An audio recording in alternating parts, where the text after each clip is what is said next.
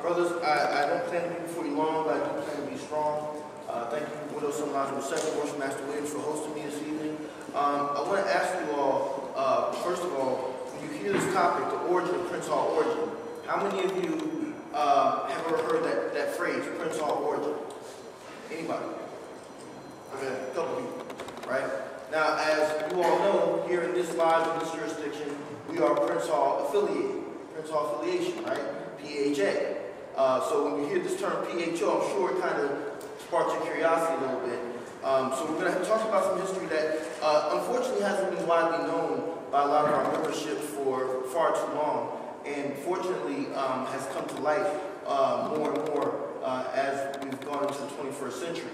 I actually dedicated this presentation to our own Worshipful Alton G. Roundtree, who published back in 2011 his second book, Prince Hall Freemasonry and the National Grand Lodge, The Untold Truth.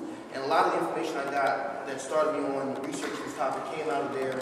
And as I went on, I ended up publishing my own book in December of 2018, entitled The Lost Empire, Black Freemasonry in the Old West. I do have copies here for sale. The book is $40, so if you're interested after the lecture, by all means, I'll be happy to take care of it. Okay. Now, by a show of hands, well, no, we'll get to that. So, brief refresher. We know that as Prince Hall Freemasons that we descend from Prince Hall and African Lodge of 459.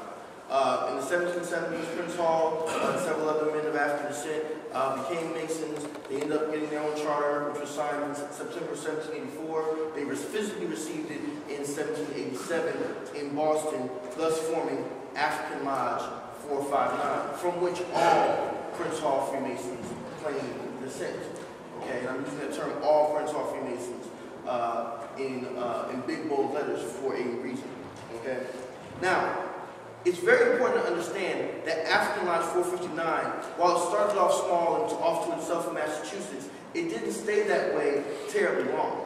Because you see, in the year 1797, outreach was received by them from brothers in Philadelphia, Pennsylvania, eventually New York as well, New Jersey, etc., where you had men who had received Masonic degrees in the Caribbean, in Europe, and maybe even some other places in the United States that we haven't found documentation for yet. But long story short, African Lodge the African Lodge movement begins to spread, and eventually you have an African Lodge pop up in Philadelphia first, later in New York, etc., so on and so forth.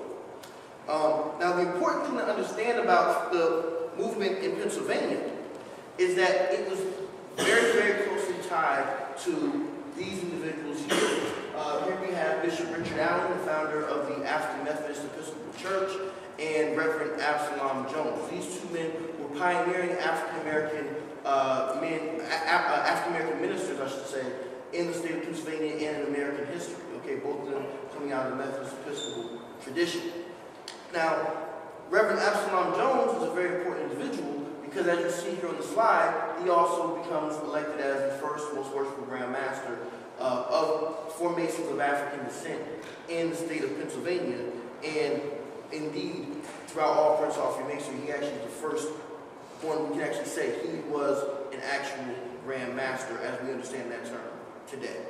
Okay, and a lot of folks do not know that. Now, the jurisdiction of Pennsylvania states that they were established and constituted in 1815. Okay, a few years back they celebrated their bicentennial. I know a couple of us went there and celebrated with them for that. Now, when you look at the early years of Pennsylvania, something very interesting and unfortunate begins to happen following the death of Absalom Jones. What eventually occurs is you have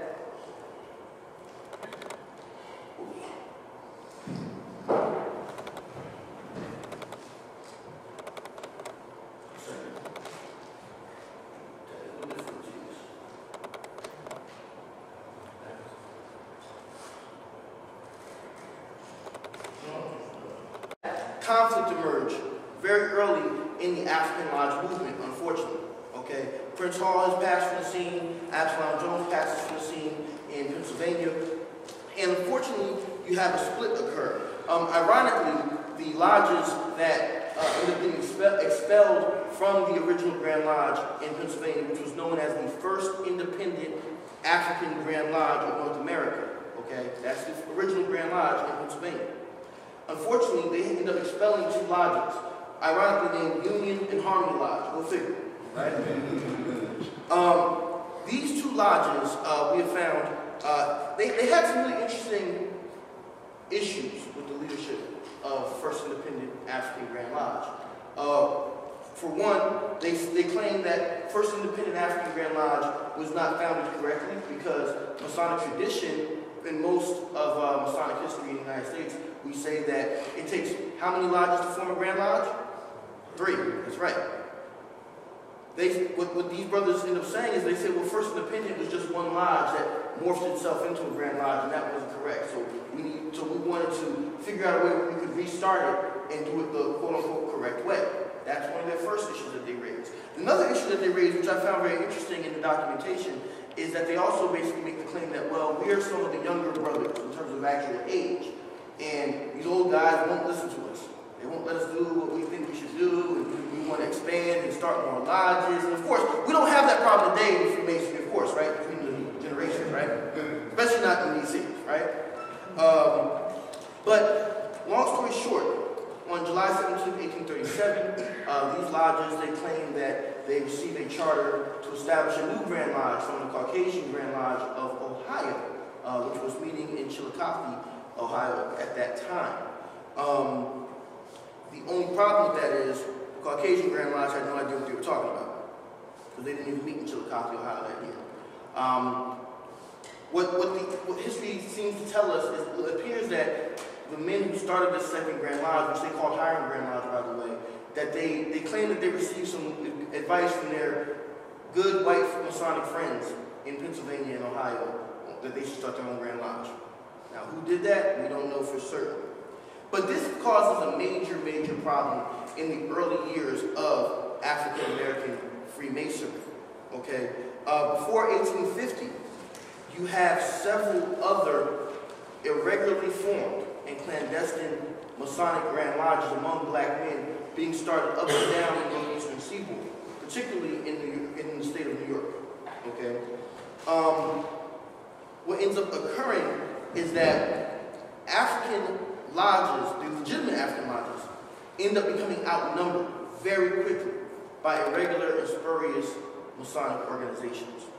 Okay, and so eventually, in June of 1847, John T. Hilton, you will see momentarily, calls together a meeting to figure out how can we resolve this. And he invites all of the legitimate and illegitimate children of African Lodge 459 together. Fortunately, in Pennsylvania, at least for a short period, the two Warren Grand Lodges come back together, but for a very short period, and they split apart once again. Okay? So, let me introduce you to Reverend Joshua Woodland, who gives us some history in his book on the origins of the National Grand Lodge. It's called the Masonic National Union, A History of the Origin of Ancient Freemasonry Among Colored Citizens of the United States of America, published in 1855. Reverend Woodland states, in the year 1847, Brother John T. Hilton, Right Worshipful Grand Master of the Mother Grand Lodge of the City of Boston, State of Massachusetts, seeing the clandestine manner in which some lodges were working, proposed to Grand Lodge that several Grand Lodges of color in the United States be summoned to assemble in a general Grand Convention on the ensuing St. John's Day, 24th of June, and then there form a grand bond of union under a national head. That the lodges should be represented in one national Grand Lodge to be solemnly formed, constituted, and held from thenceforward forever. This request was complied with, and the Mother Grand Lodge of Boston sent communications summoning all the different Grand Lodges of color, all of her legitimate and illegitimate children, that the illegitimate ones might be adopted into the Masonic Union, to assemble in a National Grand Convention in the city of Boston, state of Massachusetts, on St. John's Day, 24th of June, 1847, then and there to form a full and perfect union, that in all time thereafter, the craft should be represented in one general Grand Lodge, that the penniless should not go unassisted nor uninstructed, and the craft flourished throughout the world. The delegates from the several Grand Lodges met accordingly in convention and formed a Grand Lodge under the title of the Most Worshipful National Grand Lodge of Free and Accepted Ancient York Masons of Color for the United States of North America and the Masonic jurisdiction thereunto belonging. How many of us have heard about that before? It's unfortunate, because this is a very important and vital part of our history, particularly in this part of the country, in the Mid-Atlantic and the Northeastern region, okay? Now, who was John T. Hilton?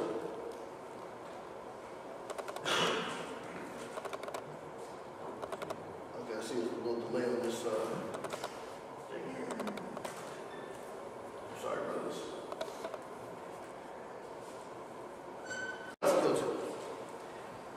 John T. Hilton was born in 1801 in Chester County, Pennsylvania. He eventually became a very noted abolitionist and barber in the city of Boston, and he became a Freemason around 1825 in Aspen Lodge 459. One of the things that's also very important to understand is that in 1827, he actually authored what we call the Declaration of Independence of Aspen Lodge, because you see, during Prince Hall's life, we find continuous correspondence between him and Aspen Lodge and the Grand Lodge of England. However, a couple of things occur as time goes on. Prince Hall passed away in 1807. Eventually, the two Grand Lodges that existed in England at the time, being the Ancients and the Moderns, and Aspen Lodge was chartered by the Moderns Grand Lodge. Those two Grand Lodges merged in 1813, and over time, communication lapses began to occur until there's basically no communication, no official communication at all for a very, very long time. Because of this, and because this was kind of limiting Aspen Lodge's ability to continue its Masonic work, John T. Hilton authors what I believe is actually probably one of the most underappreciated documents in Prince Hall Masonic history, which is this Declaration of Independence, in which he makes the claim that Aspen Lodge is not under the jurisdiction of any other Grand Masonic body any longer, and that it basically can strike out on its own and become its own Masonic sodality, which years later, here we are. And of course, as just mentioned, he also establishes the National Grand Lodge, serving as its first National Grand Master from 1847 to 1850. Okay, and this was a very important brother, not only in Masonry but also outside of Masonry because of his abolitionist work.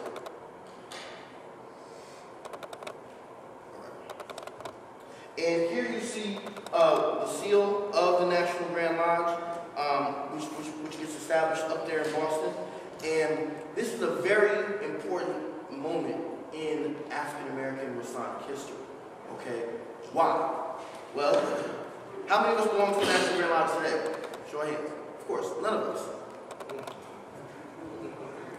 Now, on your left, you see the structure that you're familiar with. Every one of us in here belongs to some subordinate lodge, which is a constituent of a Grand Lodge, whether it be DC or I know we have a brother here from Maryland, right?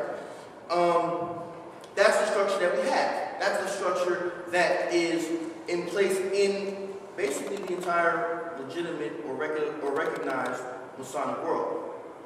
On the other side, you see a different graph, don't you? You see a lodge, which again, we all know what that is. We see a Grand Lodge. But this National Grand Lodge structure, which supersedes the State Grand Lodge, is something that is foreign to us today. However, this was the structure that many of us, in terms of being African American Freemasons, fell under during a significant portion of the 19th century. Although we seem to have forgotten this fact. Now, I'm going to ask this out of a show of hands. Has anybody in here ever visited a lodge that was ever under the National Grand Lodge? Anybody? Carl, you said no? Really? You sure? Okay, let's find out. Because guess what? What if I told you that at one point in time, our very own Most Worshipful Prince Hall Grand Lodge of the District of Columbia belonged to this very structure? Aha! So let's look at what happens here in DC. Originally, our name as a Grand Lodge was the Union Grand Lodge for the Seven Ancient York Masons. We don't go by York Masons today, do we? That name has changed and you'll understand why by the end of this presentation. Now, the origins of our Grand Lodge goes right back to that very same argument that happened in Pennsylvania between these two Grand Lodges, the first independent African Grand Lodge and the Hiram Grand Lodge. Now, let's go back to Pennsylvania for a second. We understand that the first independent African Grand Lodge was the legitimate group, right? Hiram was not. However, one thing I neglected to tell you all is that the Hiram Grand Lodge did a heck of a job trying to run lodges up and down the East Coast, particularly in the D.C., Maryland, Virginia area. So, when we look at Social Lodge number 7, as we know today, Social Lodge number 1, was established by First Independent African Grand Lodge. Okay? Universal Lodge number 10, established in 1845, now Universal number 1 over in Alexandria, used to be number 2 here, right? That was established by the Hiram Grand Lodge. Okay?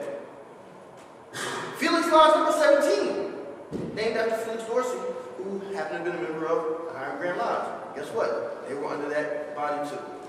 Oh, and by the way, brothers from D.C., what's our 4th lodge named here in D.C.? Hiram Lodge number 4. Want to take a guess why?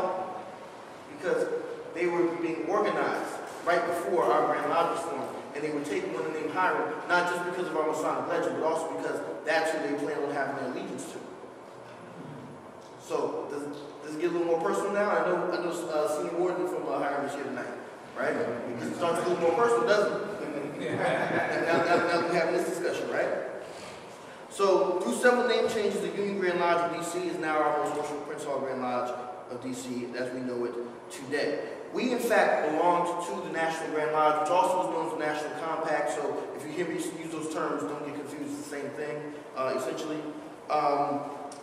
We belong to this organization from our founding in March 27th of 1848 all the way to July 31st, 1871. And as a matter of fact, Widow Son Lodge, you guys were the first lodge that in our jurisdiction that was established after we left the National Compact.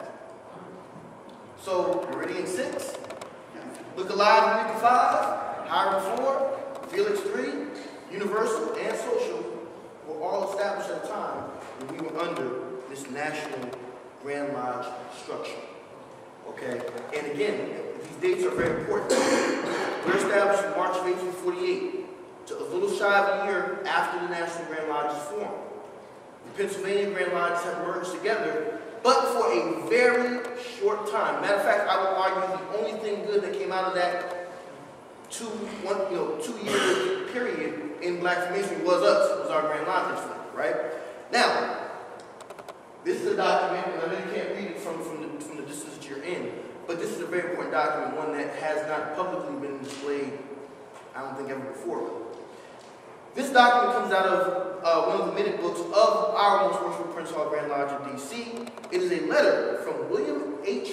Riley, who was Grand Master of Pennsylvania and also served as National Grand Master following John T. Hilton. This letter details, which I'm not, because of the lateness of the hour, I'm not going to go through the details of it. But this letter details and documents the fact that in Pennsylvania, guess what happened? They decided to split up again. A gentleman by the name of Jacob Jenkins and several others decided they're going to restart their Hiram Grand Lodge.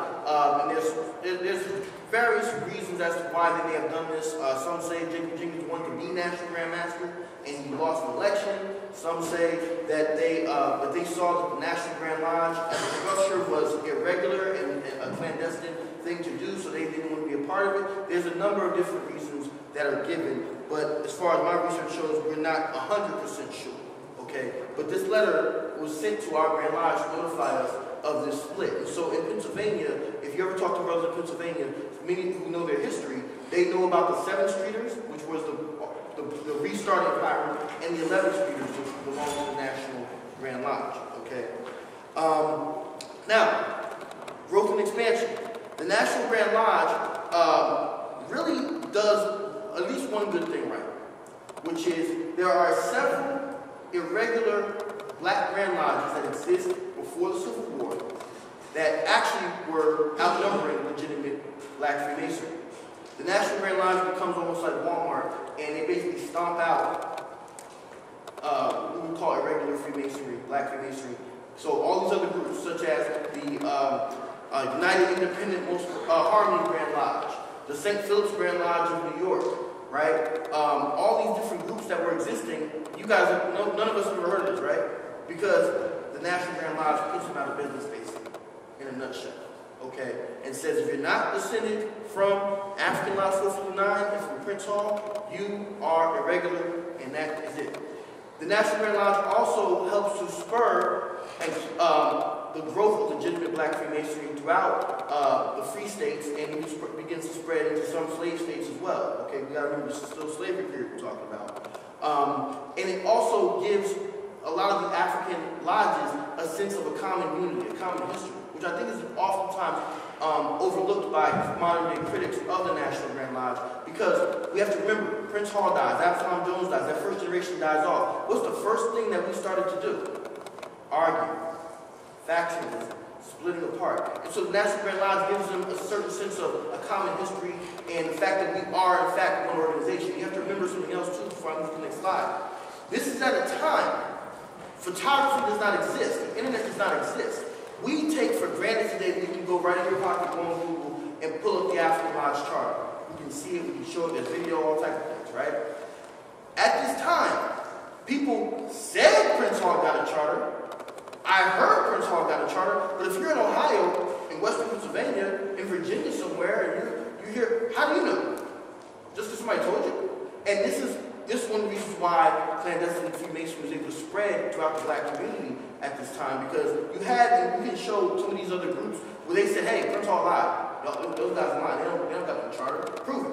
And of course, at that time, technology wasn't as it is today, so you couldn't just get a scan and send it in or whatever, right? So, moving on.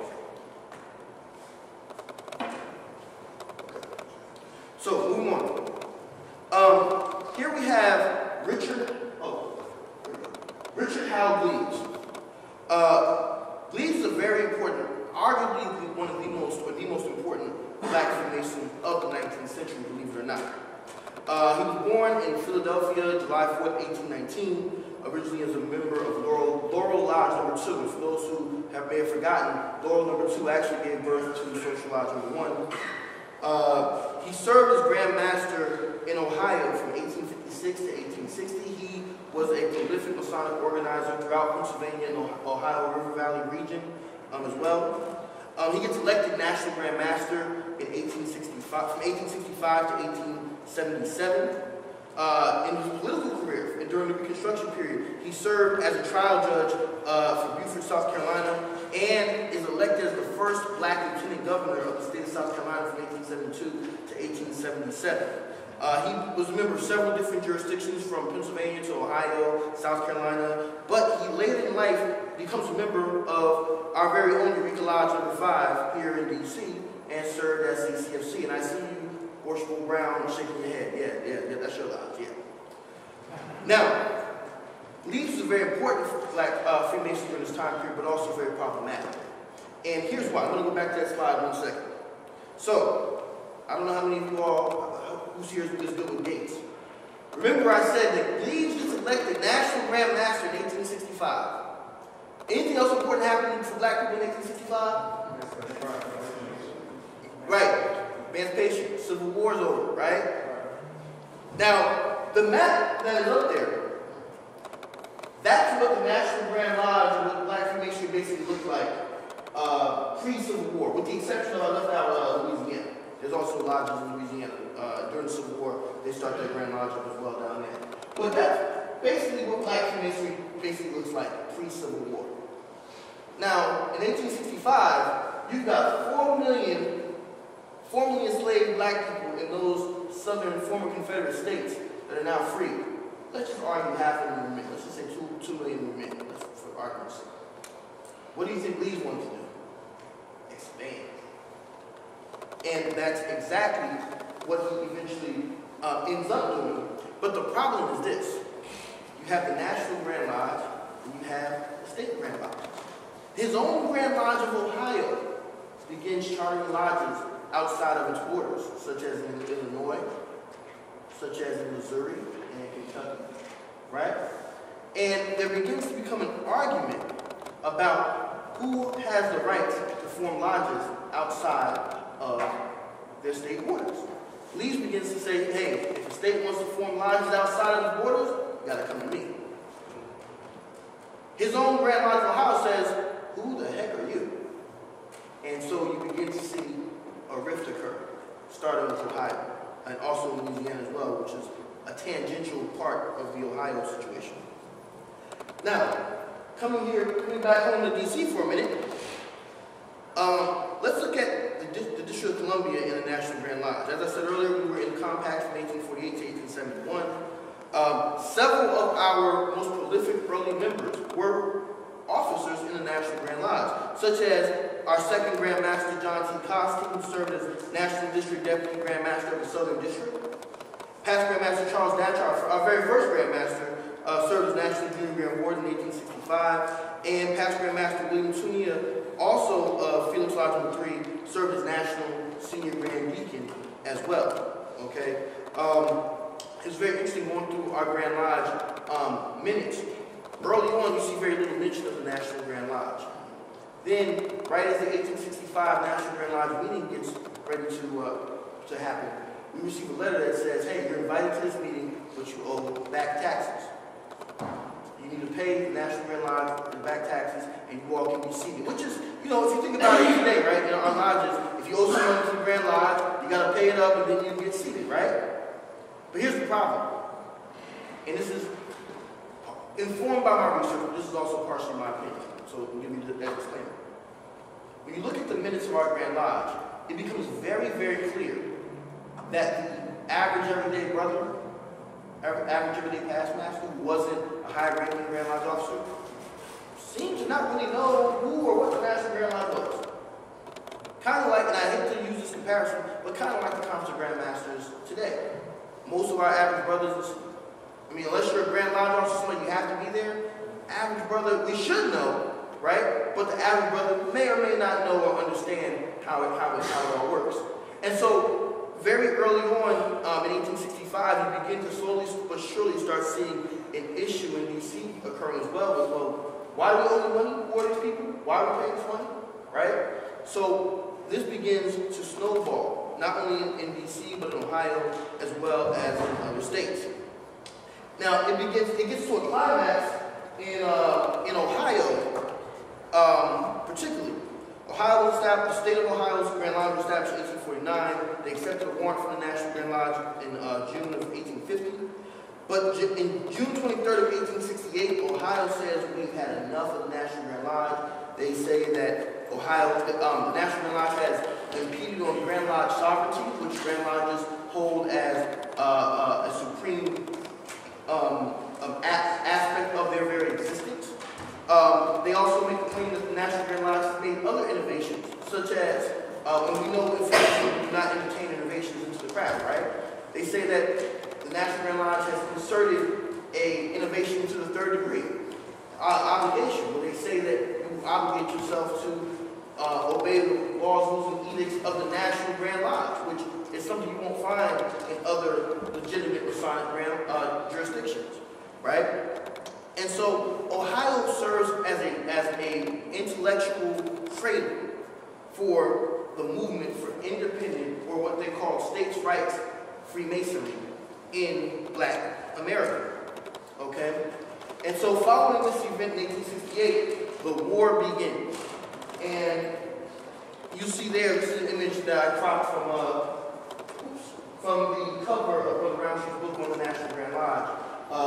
And you all can see from your sitting, the blue and the red represent the National Grand Lodge and the Independent Grand Lodges and the lineage and how they all began to fight.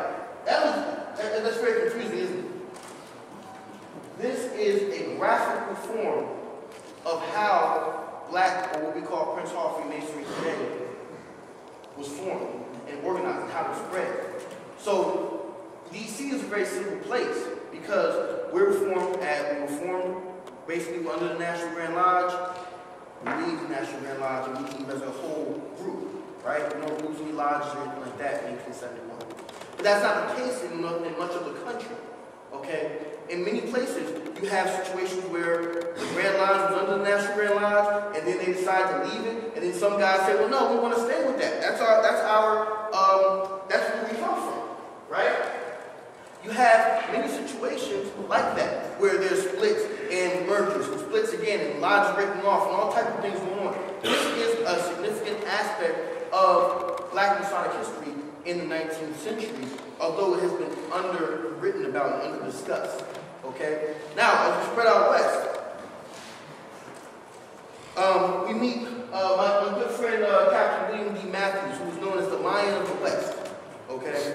Captain Matthews was born on the eastern shore of Maryland, October of 1828. He becomes a Mason in 1856 in the state of Maryland. Excuse me, in the state of Massachusetts, in Boston. He becomes a noted Underground Railroad conductor, and he established the Grand Lodge of King Solomon Grand Lodge is very important because this Grand Lodge is one of the earliest Grand Lodges outside of California to go west of the Mississippi River.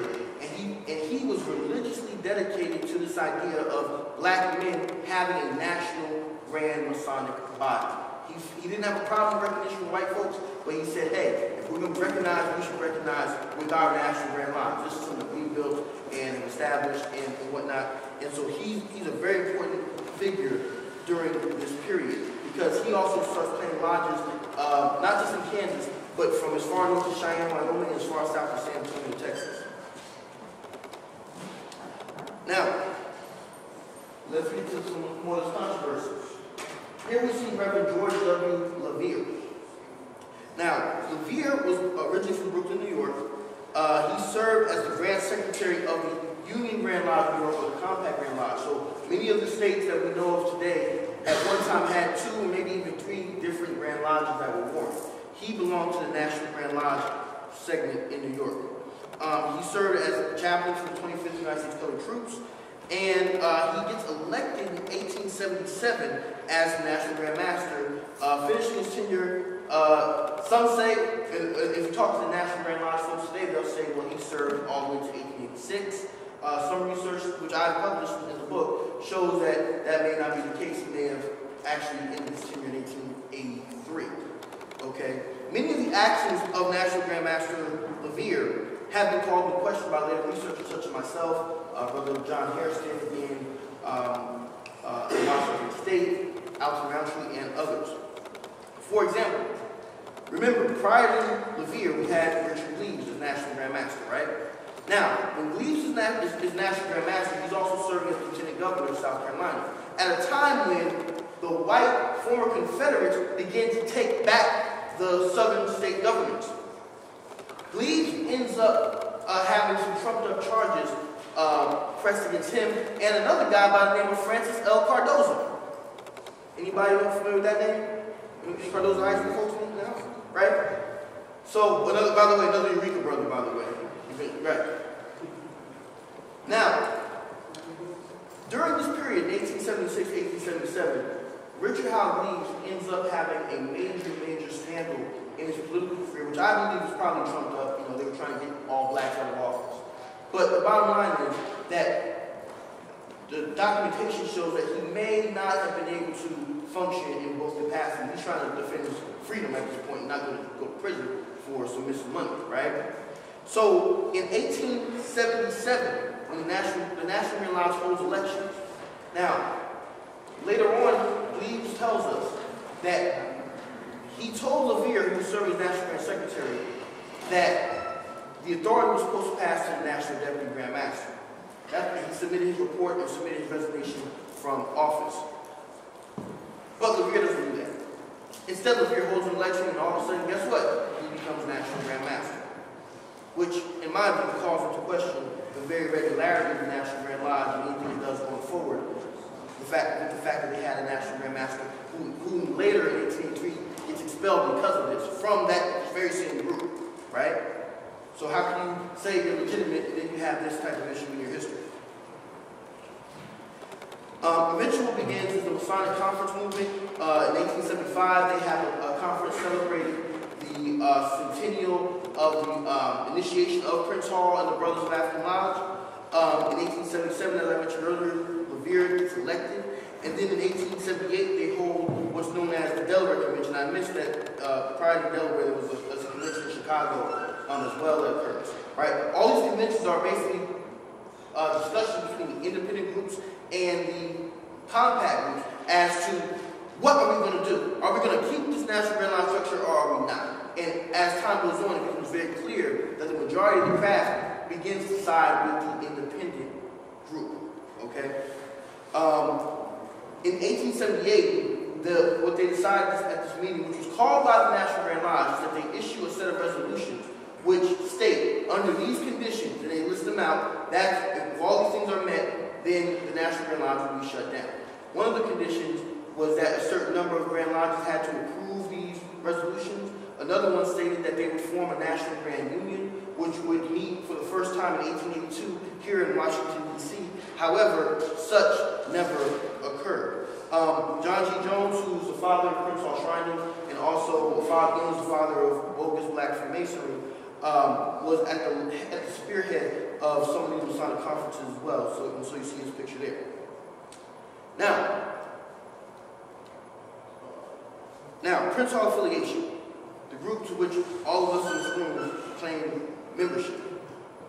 Where do we come from? Well, as I hope you've seen this evening, you start off with one unified Black Masonic order that is now being split into two separate groups. Moses Clark, Grand Master of Arkansas, serves as chairman of the 1887 Chicago Convention, which eventually evolves into what we know as today as the Conference of Grand Masters. This convention is very important, in my view, because one of the things that is important about groups is identity. Who are we? Right? We know we come from African Lodge, but they begin to say, well, yes, we come from African Lodge, but we're not the National Grand Lodge. We're not the National Compact. In fact, they begin to argue and say we've left it. Even though they may or may not have satisfied the resolutions, what they do is they leave and vote with their feet, which I think is an even more important step. Okay? And so they begin to form this identity, which early on is just saying, hey, we're not the National Grand Lodge. That was one of the first missions of what we now know as the Conference of Grand Masters, is to show and prove that, and try to force the National Grand Lodge away from our organization. Eventually, in 1944, Harry Williamson served as a number of titles. He was a Masonic scholar in his own right in New York. In 1944, at the Conference of Grand Masters in Hot Springs, Arkansas, he recommends to all the Grand Lodges that they put the name Prince Hall in their title and that we take on the acronym of PHA, or Prince Hall Affiliation. So the very fact that almost all of our Grand Lodges, except for Florida and Mississippi, are known as the most worshipful Prince Hall Grand Lodge of D.C., Maryland, Arkansas, wherever, right? That very fact that we have that uniformity goes back to Harry Williamson. By the way, Moses Clark is there on your left, and then we have Harry Williamson opposite him with the glasses. Okay? The very fact that we use that phrase, Prince Hall affiliation, can be credited to Harry Williamson. However, Prince Hall origin, of which is the topic of discussion tonight, was a phrase that was already in use prior to this. Captain William D. Matthews, who we talked about earlier, was elected National Grand Master in 1887 following the death of George Revere, and he served as such until his death on March 2nd, 1906. During his tenure, he begins to reestablish compact Freemasonry throughout many of the states and becomes a real thorn in the side of independent Grand Lodges who are now becoming known as PHA, right? And research shows that he actually is the originator of the very moniker Prince Hall origin, which I document in the book as well. And we can show that that phrase was being used, although I haven't seen proof that the organization was using it as their official title, but we can clearly see he starts calling them Prince Hall origin, Prince Hall originated, and then history goes on. Now, what happened?